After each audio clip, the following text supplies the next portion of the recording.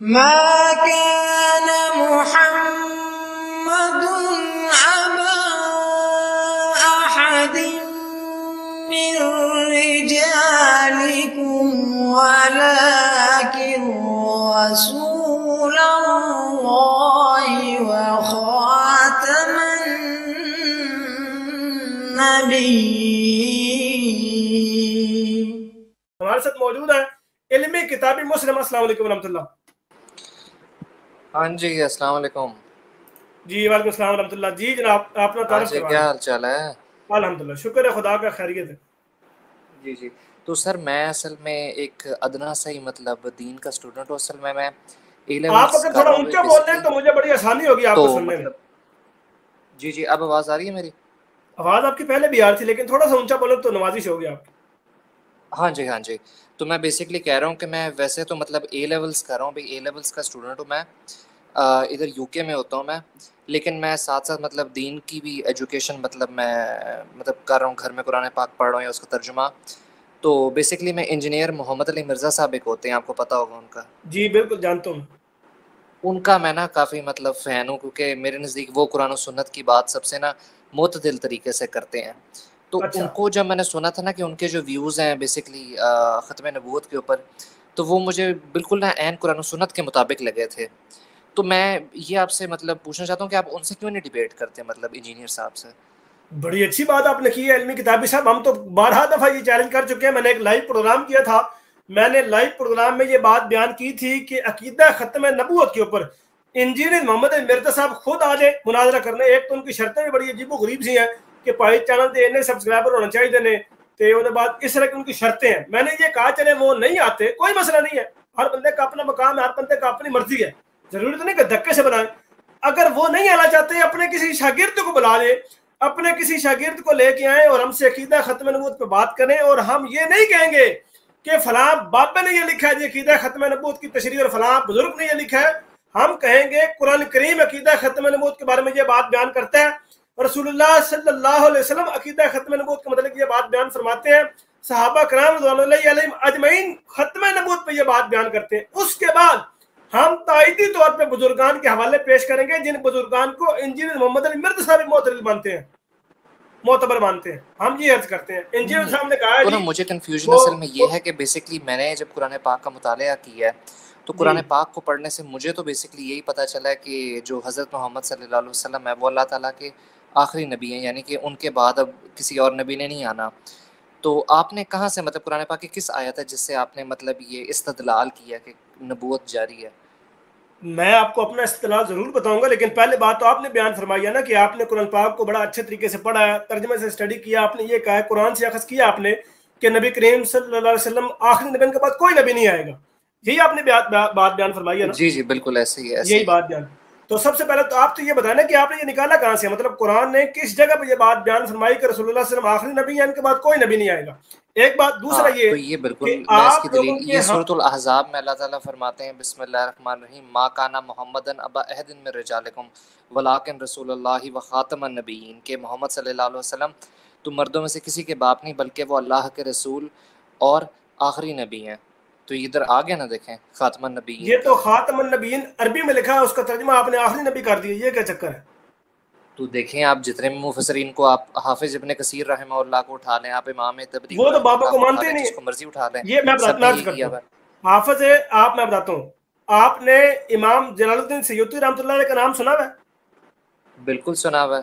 तफसीर दुर्र मंसूर वाले बिल्कुल बिल्कुल। सुना है, वेरी गुड। उनको खातमुल हुफाज कहा जाता है। जी जी, ऐसे ही है। कहा जाता है ना उनको। बिल्कुल बिल्कुल। उनके बाद क्या किसी ने हिफज नहीं किया कुरान करीम? बिल्कुल किया है हिफज। किया है। उसके अलावा और ये अनवर शाह कश्मीरी देवबंदियों के इमाम है, इनको खातमुल मुहद्दिसीन और खातमुल फुकहा कहा जाता है। क्या अनवर शाह कश्मीरी के बाद कोई मुहद्दिस या कोई फकीह नहीं आया? इमाम इब्न आया है, आया तैमिया है। रहमहुल्लाह, इनको भी खातमुल मुहद्दिसीन कहा जाता है। इमाम इब्न अरबी, इनको भी कहा जाता है। इसके अलावा शियों के इमामों को में भी कई लोगों को कहा जाता है। खातमुल शुहदा कहा जाता है, सैयदुल शुहदा कहा जाता है। अरबी का एक कायदा है कि जब लफ्ज जमा के साथ मुजाफ हो जाए, खातम का लफ्ज जमा के साथ आ जाए, तो हमेशा अफजलियत और अकमलियत के माने में आता है। ठीक है जी।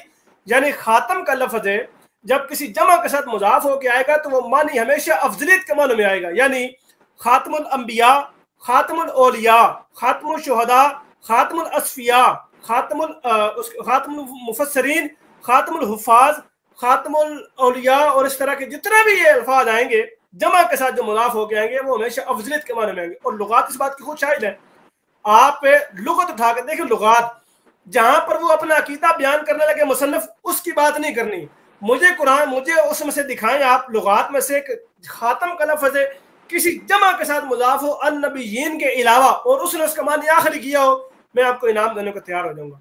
हमारे मुखालिफिन एक बात ये बताना जरा कि इस पर दो चीज़ें मैं कहना चाहूँगा। एक तो पहली बात ये कहना चाहूँगा कि देखें, अगर ख़ातमुन नबीयीन का मतलब हमें खुद नबी पाक सल्लल्लाहु अलैहि वसल्लम बता दे तो हमारे लिए हमें लुगत की तो ज़रूरत ही नहीं, हमारे लिए तो नबी पाक सल्लल्लाहु अलैहि वसल्लम हो जाता है ना सबसे पहले। आपके लिए भी यकीनन वही होगा। वेरी गुड, बड़ी अच्छी बात बयान फरमा दी आपने, बिल्कुल। तो नबी करीम सल्लल्लाहु अलैहि वसल्लम ने कहाँ पर फरमाया कि ख़ातमुन नबीयीन का ये मानिए कि उनके बाद कोई किसी किस्म का नबी नहीं आएगा? हाँ, तो आप सही बुखारी उठाएं, सही बुखारी में लिखा है वाना ख़ातमुन नबीयीन ला नबी बादी, कि मेरे बाद कोई नबी नहीं होगा, मैं ख़ातमुन नबीयीन हूँ, मेरे बाद कोई नबी नहीं। तो अब बताएं। वेरी गुड, जबरदस्त, ये हदीस मैंने पढ़ी हुई है, अना खातमुन नबिय्यीन वला नबी बाद, बिल्कुल दुरुस्त बात है। अब मुझे आप ये बताएं कि आपका इस हदीस पर कामिल यकीन है? बिल्कुल, अल्हम्दुलिल्लाह अल्हम्दुलिल्लाह, जबरदस्त। जमात अहमद कभी इस हदीस पर कामिल यकीन है और इसमें रत्ती बराबर भी शक नहीं है कि ये हदीस ज़ईफ है, ये हदीस कमजोर है, हमारा ईमान है। अब मेरा आपसे इसी हदीस पर एक सवाल ये है कि आप लोग ईसा अलैहिस्सलाम की बेसत पर यकीन रखते हैं, बेसत सानी? हाँ जी, रखते हैं। तो फिर आप किस तरह कह रहे हैं कि ला नबी बाद मेरे बाद कोई नबी नहीं है? नहीं, वो तो देखे ना, वो तो नबी पाक सल्लल्लाहु अलैहि वसल्लम की बेइज्जत से पहले ही वो तो नबी थे, उन्हें तो अल्लाह ताला ने जिंदा आसमानों पर उठा लिया था ना, तो वो कोई नए ये आपको किसी ने बताया? ये आपको किसी ने बताया कि उनको अल्लाह ताला ने आसमान पर उठा लिया? तो मेरा भाई ये तो एक इजमाई अकीदा है जो कि तमाम मुफस्सरीन, मुहद्दिसीन, ये इजमाई अकीदा नहीं है, ये भी मैं बताता हूँ, मैं अर्ज करता हूँ। सहाबा कराम ने ये बात, इमाम मालिक रहमहुल्लाह ने ये बात बयान फरमाई कि जो नबी सल्लल्लाहु अलैहि वसल्लम के बाद इजमा का दावा करे वो बातिल है, वो झूठ है। इजमाई अकीदा इसको ना कहें। मैं आपको उम्मत में से ही बल्कि आपके इंजीनियर मोहम्मद मिर्जा साहब ने ये बात बयान की है कि इजमाई अकीदा ये नहीं रहा, ये हयात मसीह का जो अकीदा है ये इजमाई अकीदा नहीं। आपके इंजीनियर मोहम्मद मिर्जा ने अल्लामा इकबाल के बारे में ये बात बयान की है कि वो हयात मसीह के कायल नहीं थे बल्कि वो वफात मसीह के कायल थे। अगर आप कहेंगे तो मैं आपको क्लिप भेज भी दूंगा। एक बात चलें, इसे आप वो ना इजमा ना कहे, जमहूर का कॉल तो कह सकते हैं ना। जमहूर का कह, जी बिल्कुल, जमहूर कह सकते हैं, इजमा नहीं कह सकते, ठीक है। अच्छा, जमहूर का कौल हुज्जत होता है, ये कुरान का कौल हुज्जत होता है? बिल्कुल, कुरान का कौल हुज्जत होता है, कुरान का कौल हुज्जत होता है। जिस तरह आपने पहले मिसाल दी है कि लुगात की तरफ जाने की जरूरत नहीं है, सबसे पहले तो रसूलुल्लाह का कौल है, तो आपने रसूलुल्लाह की हदीस बयान फरमाई ला नबी आबादी, और मैंने आपसे पूछा कि ला नबी आबादी से मुराद ये है कि ईसा अलैहिस्सलाम ने आना है, आपने कहा जी वो तो पहले के आए हुए हैं। मैंने कहा क्या मतलब? आपने कहा वो आसमान पर चले गए। तो ये एक दूसरी टॉपिक की तरफ हम जा रहे हैं, वो हयात मसीह की तरफ ऑटोमेटिकली बात है कि वो इस तरफ बात चली जाएगी। अब ये आपने बताना है नहीं कि मैं जमहूर की बात नहीं करूंगा, मैं जमहूर की बात। जी, मैं ये कहना चाह रहा हूँ कि सर देखिए ना, मुझे इस चीज़ से बड़ा दुख होता है कि जब भी मैं किसी अहमदी भाई से बात करता हूँ तो वो हमेशा जो है ना ये हज़रत ईसा के आने को और ख़त्म नबूवत को आपस में ना कॉन्फ्लिक्ट करते हैं। तो ये मुझे ना बड़ा बुरा ये आपने खुद ही किया मेरे भाई। मैं अर्ज कर देता हूँ, मैं इल्मी, यार मुझे आपको निक नेम बता दें, मैं आपको उस नाम से बोलूं, इतना लंबा नाम है यार, इल्मी बोल दें आप यार। चले इल्मी भाई, आपका नाम मुझे वैसे शो हो रहा है, चले आप नहीं बताना चाहते कोई बात नहीं। चले इल्मी साहब, बात ये है, नाम ना बोलिएगा क्योंकि आइडेंटिटी नहीं मैं नहीं बोलता, बिल्कुल ठीक है, वो अमानत है, मैं नहीं बोलूंगा, मैं नहीं बोलता। अच्छा इल्मी साहब, गुजारिश ये है कि हरगिज मैंने कन्फ्लिक्ट नहीं किया, मैंने दोनों को मिलाया नहीं है। ये असल में दोनों ऐसी चीज है कि दोनों लाजम और मलजूम है। अगर एक के ऊपर आपने बात करनी तो दूसरा ऑटोमेटिकली छिड़ जाएगा। यानी मिसाल के तौर पे एक बंदा ये कहे कि भाई मैंने जाना है उधर लाहौर जाना है, और जाना भी मैंने जनाब उधर से चनियोड़ से लाहौर जाना है, और रस्ते में पिंडी भटिया भी ना है, और रस्ते में फैसलाबाद भी ना है, और रस्ते में जनाब अहमदनगर भी ना है, दीगर भी ना है, तो भाई वो फिर रास्ता कौन सा? फिर आसमान की तरफ से उसको लेके जाना पड़ेगा, वो कहना और तो रस्ती कोई नहीं है। यानी अगर बात खत्म नबूवत पर करनी है तो लाजमी तौर पर यह बात आएगी कि अकीदा हयात मसीह पर बात खुद ब खुद शुरू हो जाएगी। वो इस तरह शुरू होगी जब हम ये कहेंगे कि आप ये कहते हैं कि ला नबी अबादी, मेरे बाद कोई नबी नहीं है, और जब हम पूछते हैं कि आप ये खुद कह रहे हैं मेरे बाद नबी नहीं है, तो ईसा अलैहिस्सलाम कैसे आएंगे? तो जाहिर सी बताइए, हम ये आपसे सवाल कर रहे हैं, तो आप फिर ऐसे जवाब दें कि अकीदा हयात मसीह का जिक्र ही ना हो। आप ऐसे जवाब देख लें। उसका फिर पता है क्या है, उसके मतलब भी ना एक हदीस मैंने एक आध पढ़ी है, एक हज़रत अमर बिन आस की और हज़रत आयशा की भी मैंने पढ़ी थी, जिसमें बेसिकली हज़रत आयशा के सामने कोई बंदा कह रहा था कि नबी सल्लल्लाहु अलैहि वसल्लम वो खातमुन नबीयीन, तो उन्होंने कहा कि उन्हें नहीं सॉरी मुगैरा इब्न शैबा का ये कौल है, मुगैरा मुगैरा इब्न शैबा का ये कौल है, मुगैरा इब्न शैबा का कौल, ये उमर बिन अलास का कौल नहीं है। वसल्लम को खातमुन नबीयीन कहो, तो इससे साफ पता चल गया ना, वो ये समझानी चाह रही थी कि ये ना कहो कि किसी नबी ने नहीं आना, हजरत ईसा ने तो आना है। ये मुगैरा इब्न शैबा का कौल है, ये उमर बिन अलास का कौल नहीं, और ये मुसन्नफ इब्न अबी शैबा में ये रिवायत मौजूद है। और इसकी फिर आगे तस्दीक करके इसके बारे में ये भी बात बयान की कि ये रिवायत ज़ईफ है, इसके अंदर एक रावी मौजूद है, इसके वक्त मेरे रावी ज़हन में नहीं है, उसके बारे में बाकायदा ताक़ीद करके लिखा गया ये रावी ज़ोफ है, हुआ ज़ईफ़ुन, वो रावी ज़ईफ है, ये रिवायत आप पेश कर ही नहीं सकते। एक बात। दूसरी बात मेरे मोहतरम ये है कि हम अकीदा खत्म नबूवत पर ही रहते हैं, ठीक है जी, अकीदा खत्म नबूवत पर मैं आपको हयात मसीह पर लेकर नहीं जाता। अकीदा खत्म नबूवत पर यह है कि नबी करीम सल्लल्लाहु अलैहि वसल्लम ने यह बयान फरमाया कि ला नबी बादी, इसका मानी आपने कहा कि मेरे बाद कोई नबी नहीं है। अब कोई नबी में नया हो या पुराना हो, वो कोई भी शामिल है आप लोगों की अकीदे के मुताबिक, क्योंकि ला नबी बाद में किसी बात की तखसीस नहीं की गई, उसमें किसी बात की वजाहत नहीं की गई। ये मैं अभी आपके अकीदे की बात कर रहा हूँ, वगरना मैं बताऊंगा अपना अकीदा कि ला यहाँ पे किस मानी में आया है, बादी किस मानी में आया है और नबी किस मानी में आया है, मैं आपको अपना अकीदा क्लियर करूंगा। लेकिन चूंकि हदीस आपने कोट की है कि अना खातमुन नबिय्यीन ला नबी बादी, मैं खातमुन नबिय्यीन हूं, मेरे बाद कोई नबी नहीं है। अब कोई नबी में कोई नबी भी नहीं है, तो इसलिए फिर अब आपने एक तो इस हदीस को यहाँ मानना है या फिर आपने इसमें गुंजाइश छोड़नी है कि ईसा अलैहिस्सलाम को हम नाज़िल करें। एक गुंजाइश वाली बात है, देखें कुछ चीज़ें जो है ना वो एक कॉमन एक्सेप्शंस होती हैं, वो हमेशा ही होती है कॉमन एक्सेप्शंस, वो हर जगह पे बयान करने की ज़रूरत नहीं होती उन्हें, मेरे ख्याल में। चलें किसी एक जगह पे बयान कर दें, मसलन किसी एक जगह पे बयान कर दें जी मैं खातमुन नबिय्यीन हूँ और मेरे बाद ईसा आएंगे, इसके अलावा कोई नबी नहीं आएगा, ये हदीस आप बयान कर दें। नहीं, हज़रत ईसा अलैहिस्सलाम के नज़ूल के बारे में तो यकीनन आपने हदीस पढ़ी होंगी, बुखारी मुस्लिम में है मौजूद, तो फिर बुखारी में भी मौजूद है, मुस्लिम में भी मौजूद है, और वो ईसा इब्न मरियम जो रसूलन इला बनी इसराइल थे उनके मतलब ये नहीं जिक्र किया गया। मैं फिर वो अर्ज करूंगा, फिर ये आप खुद ही आप लेके जा रहे हो। एक बात बताया ना जरा, आज इसको ये चीज़ तो आप समझा देना जरा कि अगर वो उन हज़रत ईसा के बारे में नहीं है तो फिर नज़ूल का क्यों है? उधर नबी पाक सल्लल्लाहु अलैहि वसल्लम वाज़े तौर पे ये कह सकते थे ना कि वो पैदा होंगे हज़रत ईसा, तो क्यों नहीं उन्होंने कहा? मुझे जरा समझा दें। मैं बिल्कुल आपको समझा देता हूँ। कुरान पाक में नबी अकरम सल्लल्लाहु अलैहि वसल्लम के लफ्ज़ मुतल्लिक़ बिलफ्ज़ नज़ूल का इस्तेमाल हुआ है कि वो आसमान से आए थे। जरा मुझे बताएं, जरा आयत तो बताएं जरा, कौन सी है? सूरह तलाक की आयत है, कद अंज़लल्लाहु अलैकुम ज़िक्र रसूला। अच्छा, उसके अलावा कुरान पाक में सूरह आराफ में आया है कि हमने लिबास नाज़िल किए। कुरान पाक में सूरह हदीद में आया है कि हमने लोहा नाज़िल किया। उसके अलावा और कई मकामात पे है कि हमने चौपाए नाज़िल किए। क्या ये सब आसमान से आए हैं? नज़ूल का लफ्ज़ है, आप इंजीनियर मोहम्मद मिर्ज़ा साहब से पूछिएगा, वो चूंकि पढ़े लिखे भी और आप भी माशाल्लाह पढ़े लिखे होंगे। नज़ील मुसाफिर को कहा जाता है, ठीक है जी, यानी मिसाल के तौर पे को बंदा हिजरत करके सफर करके आए, तो यार आप कहाँ से, आपका नज़ूल कहाँ से हुआ? तो ये तो हम उर्दू में मुहावरतन इस्तेमाल करते हैं कि आप कहाँ से नज़ूल फरमाया, आपने कहाँ से नज़ूल फरमाया, और तुसी भी नाज़िल हो गए हो। ये तो हम पंजाबी में उर्दू में बोलने में इस्तेमाल करते हैं, और इस लफ्ज़ से आवाम को धोखा लाके। अब अगर हर चीज ही ईमानियात क्या चीज है मेरे भाई, हम कुरान पाक में जब कुरान पाक का मुताला करते हैं सूरह बकरा का, युमिनूना बिल गैबी, मोमिनीन क्या है? गैब पर ईमान लाने वाले। अगर हर चीज खोल कर बयान कर दी जाए, क्या उस पर ईमान लाने का सवाब मिलेगा? वो तो हर चीज खोल के आ जाएगी या नहीं? मेरे भाई आपने एक ज़्यादती की ना, आपने गलत इसका मीनिंग निकाला। आपने किसका मीनिंग? ये इस आयत का सीधा सीधा मायने ये है कि जो मोमिनीन है वो गैब पर ईमान लाते हैं, लेकिन गैब से गैब का मतलब ये है अल्लाह ताला और मलाइका, इस तरह की चीज़ें जो कि नज़र नहीं आ सकती। सर जो अल्लाह ताला अपने अंबिया पर वही भेजता है वो नजर आती है?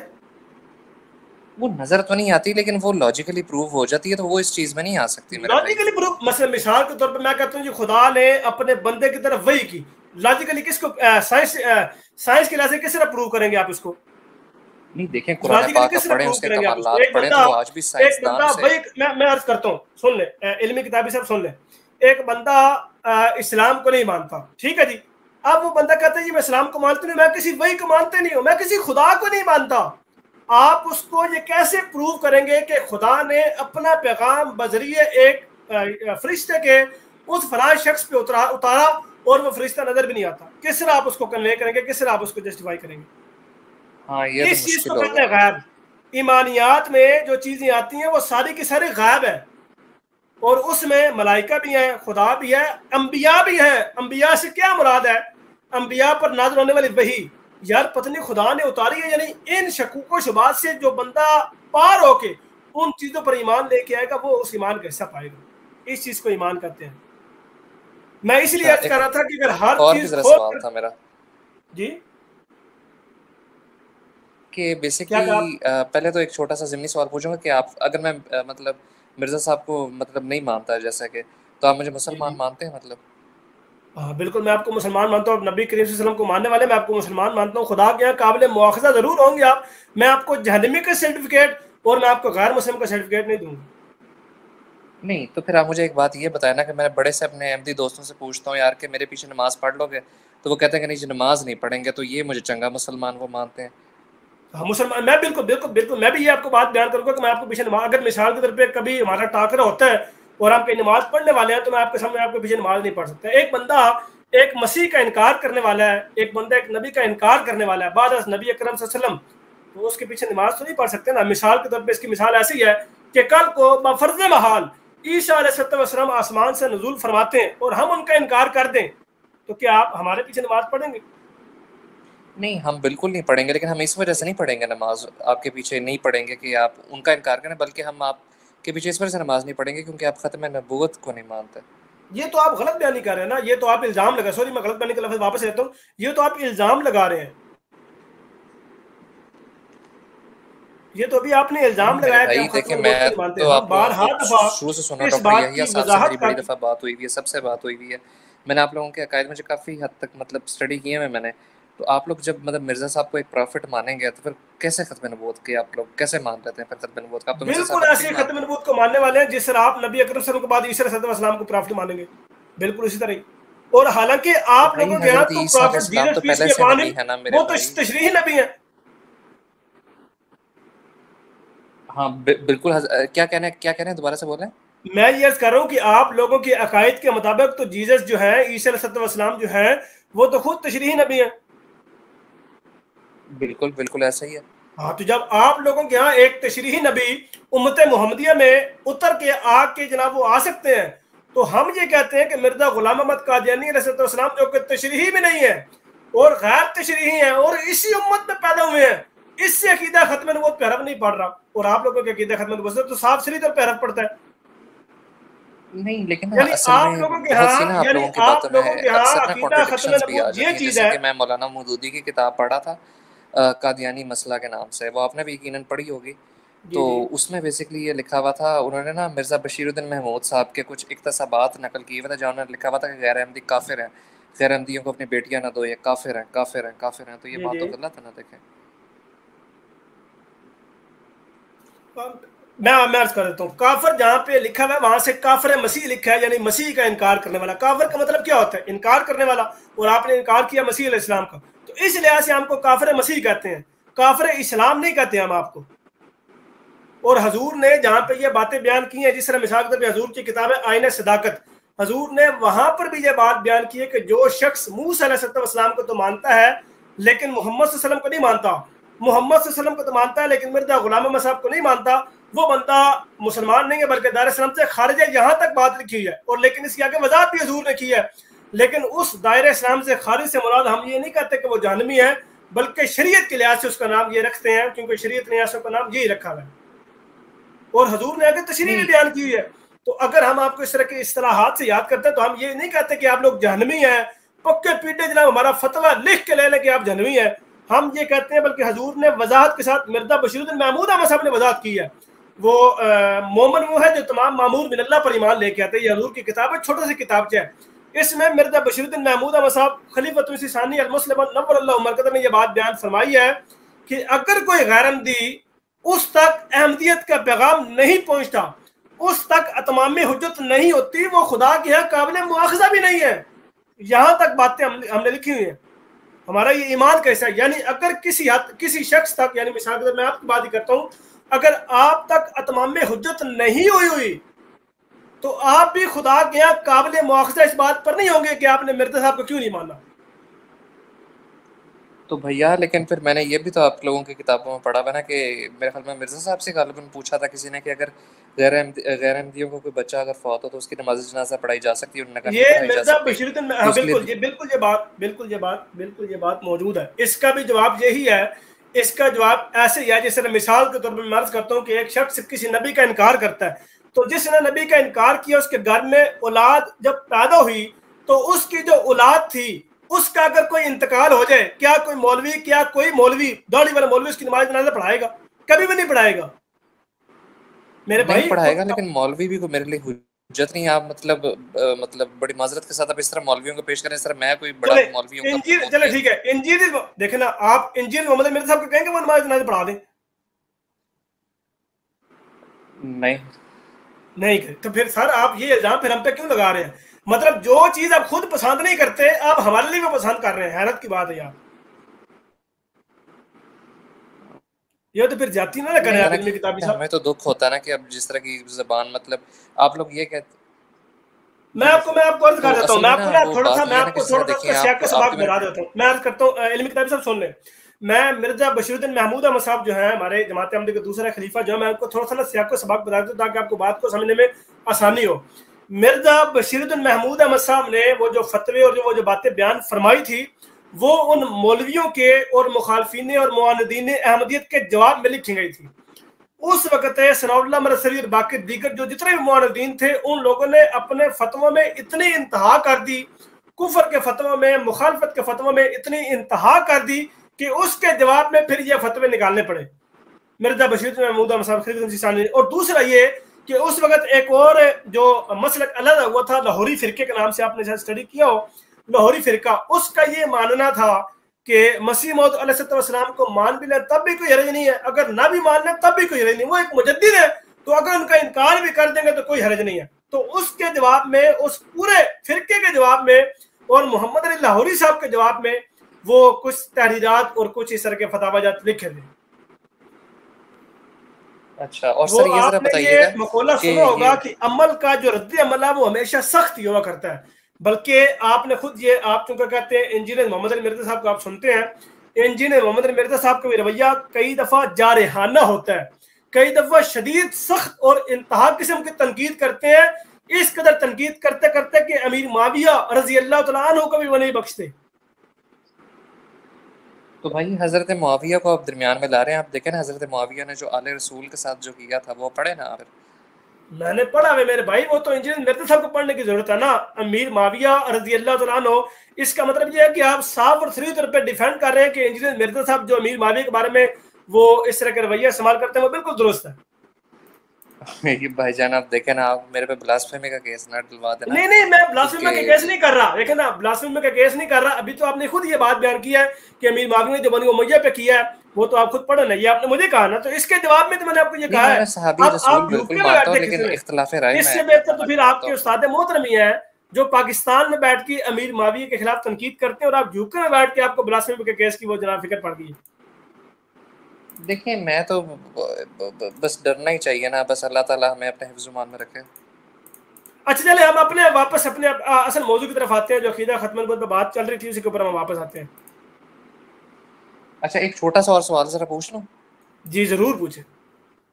कि अब्दुल गफ्फार जंबा साहब के बारे में क्या राय है आपके? अब्दुल गफ्फार जंबा साहब के बारे में।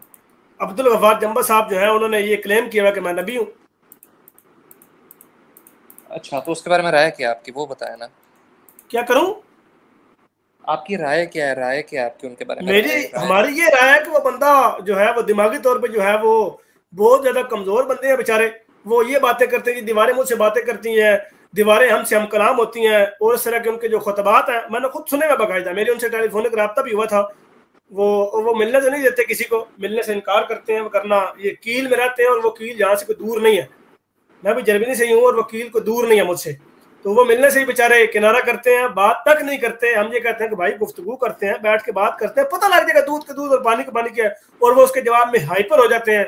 अपना किसी किस्म का कोई वो जो है जिसे कहते हैं कि इस्लाम का दिफा या इस्लाम के हक में किताबें या इस तरह के कोई भी उनका कोई इस तरह का कारनामा नहीं है, और फिर ये बंदा क्लेम करेगी मैंने बड़ा काम किया और मैं वो नबी हूँ, तो किस तरह बंदा वो नबी हो सकता है? कभी वो अजीब गरीब। और उनके पहली जो साबका जिंदगी है उसके बारे में जो लोग हैं वो ये बात बयान करते हैं। साबिका जिंदगी की बात हो रही है, दौरे वो दावे नबूवत के बाद की बात नहीं हो रही, दावे से पहले की बात हो रही है कि वो सिगरेट भी पिया करते थे और वो गलियों में चलते फिरते गाने भी गाया करते थे, और इस तरह की काफ़ी जो है वो बातें हैं।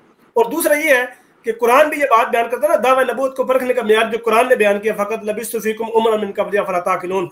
हम ये आज भी दावा करते हैं और आज भी ये बात बयान करते हैं कि इस दावे के तहत अगर कोई बंदा किसी शख्स का दावा नबूवत साबित करते हैं उस बंदे को ईमान लाने, हम उस बंदे को नबी मानने को तैयार हो जाएंगे। और इसी आयत के तहत हम ये कहते हैं, इसी आयत के तहत हम कहते हैं कि मिर्जा गुलाम अहमद साहब कादियानी अलैहिस्सलाम की जिंदगी को परख लेते हैं, अगर पूरी उतर आई नबी मान लेंगे, नहीं उतरेगी तो हम छोड़ देंगे। हमारे कौन सा मामले के पुत्र है? कितनी दफा हम ये बात पहले बयान कर चुके हैं कि मिर्जा गुलाम अहमद साहब कादियानी अलैहिस्सलाम को हमने इसलिए नहीं माना कि हमारे बाप दादों ने मान लिया था तो इसलिए हम भी मानते चले आ रहे हैं, तो एक पीढ़ी चलती जा रही है। ताकि की भैया, मैं पहले अहमदी था पैदाइशी तौर पे, बाद में मैं कन्वर्ट हो गया, फिर मैंने तहकीक की, मैं वाबी भी हुआ, बरेलवी देवबंदी भी हुआ, उसके बाद जनाब ये इस तरह के वो फिरकों से घूम के दोबारा मैं रिवर्ट हो गया, अहमदी हो गया। जिस तरह इंजीनियर मोहम्मद मिर्जा साहब की स्टोरी है ना कि वो पहले वो बरेलवी थे और बरेलवियत से बाद में फिर वो तहकीक करते करते फिर जब इंजीनियर मिर्जा साहब की वो क्या नाम है अहमद रज़ा खान बरेलवी साहब की वो तहरीर आई कि नबी करीम सल्लल्लाहु अलैहि वसल्लम की वो बीवी होती है, वो शाबाशी करती है, माज़अल्लाह सुम्मा माज़अल्लाह, इस तरह की तहरीरें पढ़ी और मैंने कहा कि भाई ये तहरीर जो है बिल्कुल गुस्ताखाना है, मैं बेशक बरेलवी हूँ लेकिन मैं मानने को तैयार नहीं हूँ, और बाद में वो कन्वर्ट हो गए। नहीं, लेकिन बात ये है ना कि देखें, जब भी हम किसी अहमदी से बात करते हैं ना, तो जब भी हम मिर्ज़ा साहब के किरदार को ज़ेर बहस लाते हैं ना, तो वो फ़ौरन हाइपर हो जाते हैं। तो ये बड़ी देखें ना एक गैर महज़ब चीज़ है कि उस पर आप लोग बहुत हाइपर हो जाते हैं। मैं इसकी वजह बता देता हूँ। इसकी वजह ये बताता हूँ कि जो मुखालफीन इस्लाम हैं वो नबी अकरम सल्लल्लाहु अलैहि वसल्लम के किरदार पर हमला करते हैं ना। अभी ये जिस तरह नुपुर शर्मा ने ये जो बीजेपी की वो जो कारकुन थी, उनकी जो रहनुमा थी, उसने क्या किया, अभी ये क्या हरकत की है, नबी अकरम सल्लल्लाहु अलैहि वसल्लम की किरदार कुशी की है, करैक्टर असैसिनेशन किया है, और पूरी उम्मत मुस्लिमा की तरफ से एक वो कंडेम मजम्मती बयान किया है और बड़ा सख्त किस्म का गया है। और इतना सख्त किस्म का मेरे ख्याल में मैंने नहीं देखा कि मिस्र ने, कुवैत ने, सऊदी अरब ने और दीगर जो इस्लामी मलक थे वहां से बयानात आए हैं, और हत्ता के बाइकाट तक के बयानात आए हैं और बड़े जबरदस्त तरीके से आए हैं। तो वो क्या करते हैं, वो भी कैरेक्टर असैसिनेशन करते हैं। हम ये कहते हैं कि कुरान ने जो म्यार नबूवत बयान किया है उस म्यार के मुताबिक हम मिर्जा साहब की जिंदगी को परख लेंगे, लेकिन उसको परखने से पहले अकीदा खत्म नबूवत तो हो जनाब वाजे। अब मिसाल के तौर पे तारक मसूद साहब का मैं आपको एक हाल सुनाता हूँ। तारक मसूद साहब तो आपसे भूले हुए नहीं होंगे, वो पहले उनका जो ड्रामा चला हुआ था दोनों का आपस में कि मैं जेल आ रहा हूँ जी, मैं कराची आ रहा हूँ, तो ये इनका जो बड़ा मामला था। तारक मसूद साहब ये बात बयान करते हैं कि हम ये कहते हैं कादियानियों से कि अकीदा खत्म नबूवत पर बात करने से पहले मिर्जा के किरदार पर बात करो। अच्छा, एक ये बयान, इस बयान को लाजमी याद रखिएगा कि मिर्जा के किरदार पर बात करो, ये जुमला ये बोलते हैं। अभी आपने ये बहुत बात बयान किया कि अक्सर हमसे कहा जाता है कि मिर्जा साहब के किरदार पर बात करते हैं। अच्छा, इसके बाद है देवबंदियों के ही एक वो है अमीर है, वो क्या नाम है उनके यार आलारी अताउल्लाह शाह बुखारी। अताउल्लाह शाह बुखारी साहब ये बात बयान करते हैं कि अगर मिर्जा गुलाम अहमद साहब कादियानी का किरदार वो बिल्कुल किसी किस्म का भी उनके किरदार पर दाग ना होता और वो सितारों में चमक रहे होते और उनके जिस्म से खुशबू और उनके कपड़ों से खुशबू महक रही होती, क्या अगर वो दावा नबूवत करते तो हम मान लेते? कभी भी ना मानते। क्यों? क्योंकि हमारा ईमान है कि नबूवत खत्म हो चुकी है। जब नबूवत खत्म हो चुकी है तो किरदार का जितना मर्दी आला बंदा हो दावा नबूवत करेगा तो हम क्यों मानेंगे? तो असल में इख्तलाफ जो है, रोला ये है, अहमदी हज़रात जो वो नाला होते हैं वो इस बात से होते हैं कि पहले आप लोग मौजूद तो डिसाइड कर लो। मसलन हम ये कहते हैं कि मिर्जा गुलाम अहमद साहब कादियानी अलैहिस्सलाम का किरदार बिल्कुल साफ था, ऐसा साफ जिस तरह अंबिया को होता है, तो जवाब ये आएगा भाई हम फिर भी नहीं मानेंगे, क्योंकि अकीदा खत्म का मतलब ये कि नबी को आएगा नहीं, तो फिर मिर्जा साहब को क्यों माने? बेशक किरदार के वो गनी होते, किरदार के इंतहा दर्जे तक पहुंचे होते। इसलिए कहते हैं कि पहले अकीदा खत्म नबूवत वाज़ेह हो कि इसका मानी क्या है, इसका मतलब क्या है, उसके बाद फिर हम दूसरे मौजू पे जाएंगे। और फिर हम ये कुरान की आयत कोट करते हैं, ये फ़क़त लबिस्तु फ़ीकुम उमरन मिन क़ब्लिहा फ़ला ताक़िलून। इस आयत के तहत हम मिर्जा साहब की नबूवत को परखेंगे। ये असल में चक्कर है। और जो ये जो नॉन है मतलब काफी अच्छी बात करते हैं वैसे तो। जज़ाकल्लाह।